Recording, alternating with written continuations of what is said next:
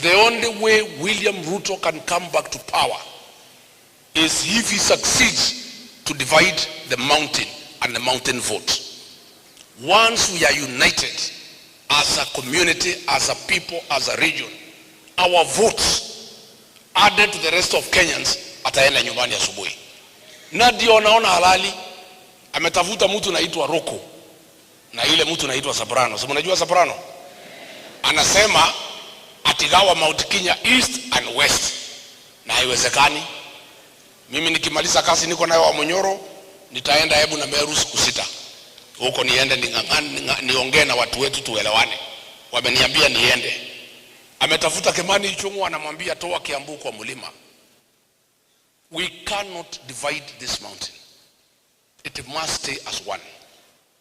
And once the mountain vote is one, tutasaidiana na Wakenya wengine kumpeleka nyumbani. But if we are divided, huyu mtu anaweza rudi. Na akirudi sisi tuko kwa shida. So tupendane. Gentlemen, listening to the video clip that I have begun this video with is a video clip of none other than the former Deputy President Rigathi Gachagua today speaking while attending a church service, where he actually responded into one growing controversy that has actually been going on in the Mount Kenya region politics, where there has been an attempt by President William Ruto's allies to try and do what? To try and divide the Mount Kenya region. Now listen, ladies and gentlemen. I have said these once and again, and I will repeat it. That one, William Ruto knows that winning the 2027 general election is something that is not guaranteed. And he is at the danger of losing it if by any chance the Mount Kenya region people unites against him. So the best chance that he has to win the 2027 general election is to divide the Mount Kenya region into two, Mount Kenya East and Mount Kenya West. And that campaign has been spearheaded by the Cabinet Secretary of Public Service, former Mbeere North Member of Parliament, Geoffrey Ruku, together with the Deputy President of the Republic of Kenya, Professor Abraham Kithure Kindiki, where, according to the latest report and intel that we are receiving, there is even a larger plot to expel the Kikuyus from Embu and Meru, because the whole ideology that these people want to sell is that sisi wa Meru na wa Embu na wa Tharaka atuko pamoja na Wakikuyu. Wakikuyu ndio wamemkataa William Ruto. Sisi kama wengine wakazi wa eneo la Mlima Kenya tupo wapi? Tupo inside William Ruto's government. And that is why, ladies and gentlemen, Rigathi Gachagua has a head to actually even cancel his own he has had to cancel his retreat from Wamunyoro so that he could do what? So that he could actually go and counter the narrative that is being sold in the Mount Kenya East region, where the ideology of dividing Mount Kenya into two has actually been one that has been spearheaded, and it's spreading like bushfire. Are we together? Inauzwa kwa kiasi kikubwa sana. This ideology, I mean, you can tell Geoffrey Ruku and Kithure Kindiki are not relaxing. And allow me to remind you that as Rigathi Gachagua was saying this, Kindiki today, together with the Ruku, they were in Embu, selling the narrative of dividing Mount Kenya into two.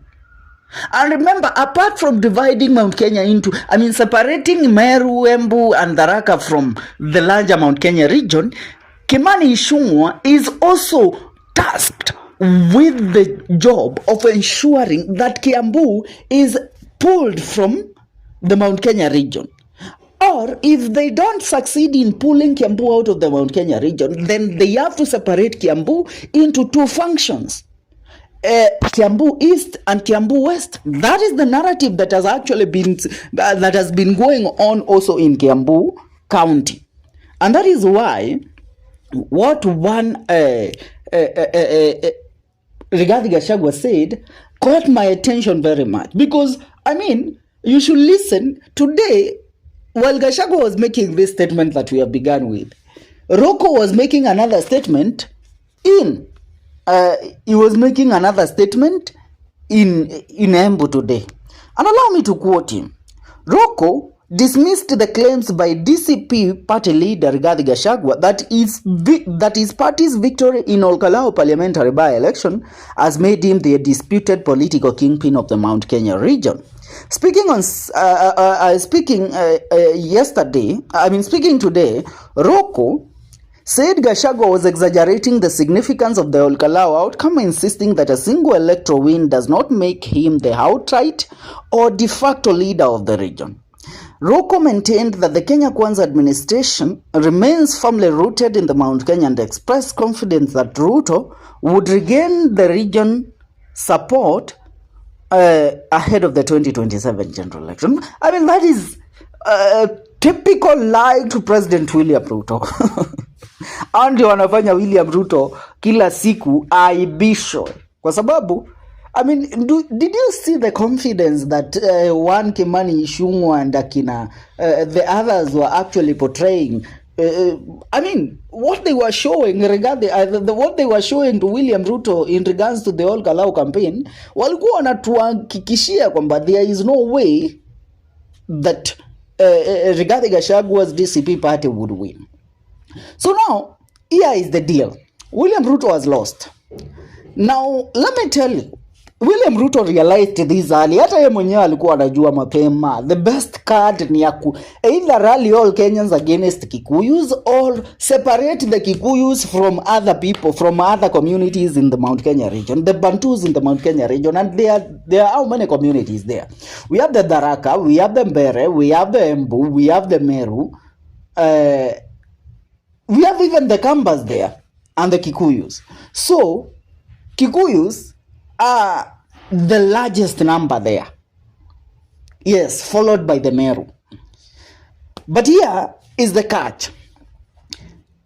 When they separate, when they are rallied against each other, Kikuyus remain in the Mount Kenya West. Now, the Mount Kenya East is a region that comprises of Meru County, Tharaka Nithi County, Embu County, and by extension Isiolo County. Are we together? So William Ruto, if he succeeds to separate these people from the Kikuyu, from the Mount Kenya West, and actually builds up a narrative to rally them against their brothers and sisters in the Mount Kenya West, then William Ruto is assured of a win. And that is why Rigathi Gachagua tells you, if there is anything that William Ruto knows and what he is counting on, he knows with the united Mount Kenya region, it does not stand a chance. And more so knowingly what is currently happening in the Mulembe Nation. You know, the Luyas have also been a very great determining factor of who rules the country. And the Luyas have always been divided. But now it seems that the Luyas are working towards a one goal, and that one goal is of uniting behind a single candidate who is Edwin Sifuna. So Luyas uniting behind Sifuna. Ruto has seen Musalia Mudavadi, Wetangula are not actually sellable to the Mulembe Nation.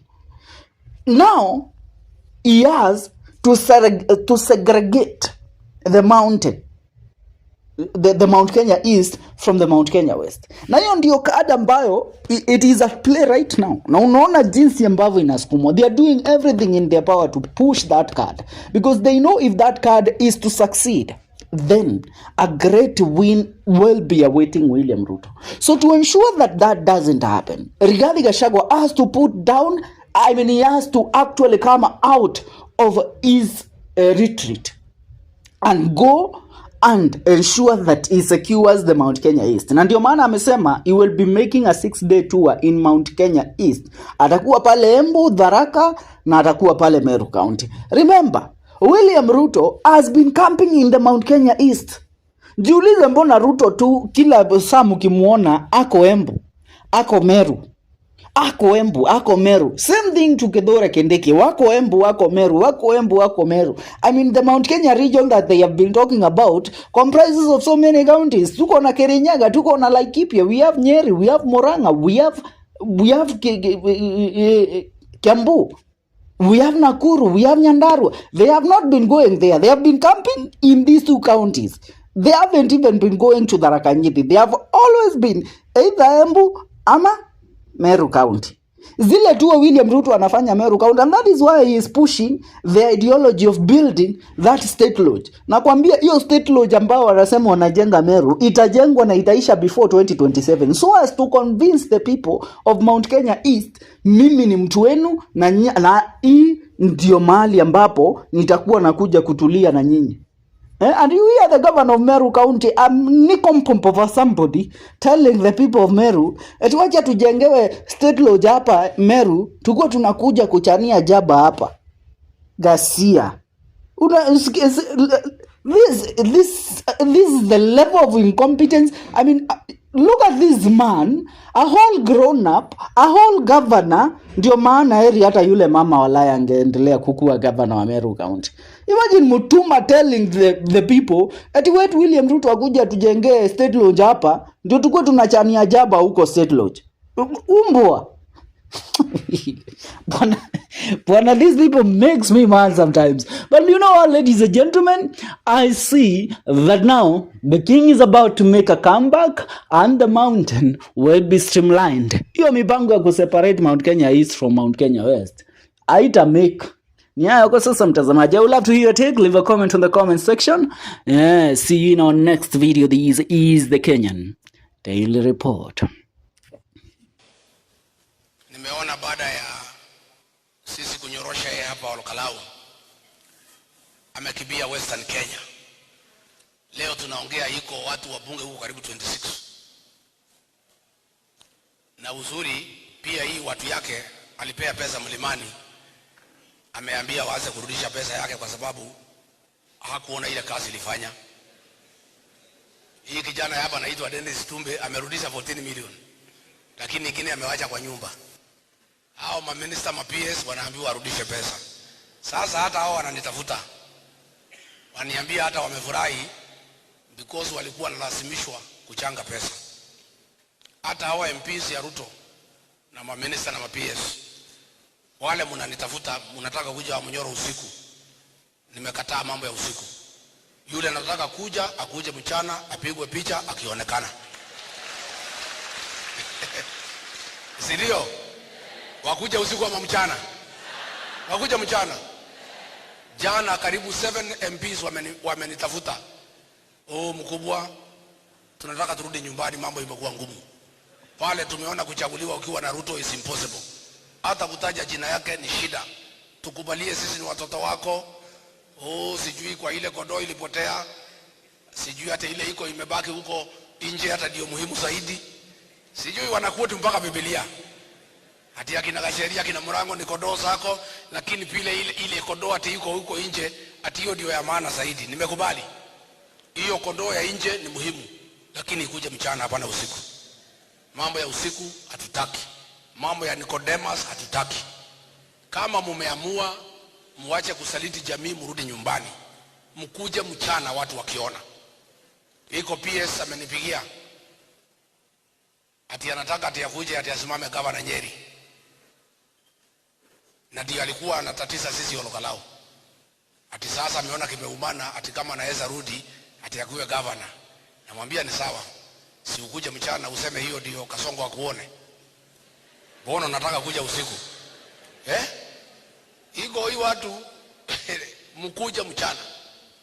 Mlango imefunguliwa kuanzia leo mpaka mwisho wa mwezi. Wale wote mumeona mambo imekuwa ngumu kule na mnataka kurudi nyumbani, mkuje lakini mchana. Mambo ya usiku sitaki. nyumbani kuanzia saa 12. Pastor Dorcas peke yake ndiye atakuwa kwa hiyo boma, lakini during the day mfanye nini? From 6 am to 6 pm mmekaribishwa, lakini kuku zikienda na nyinyi muende nyumbani kwenu.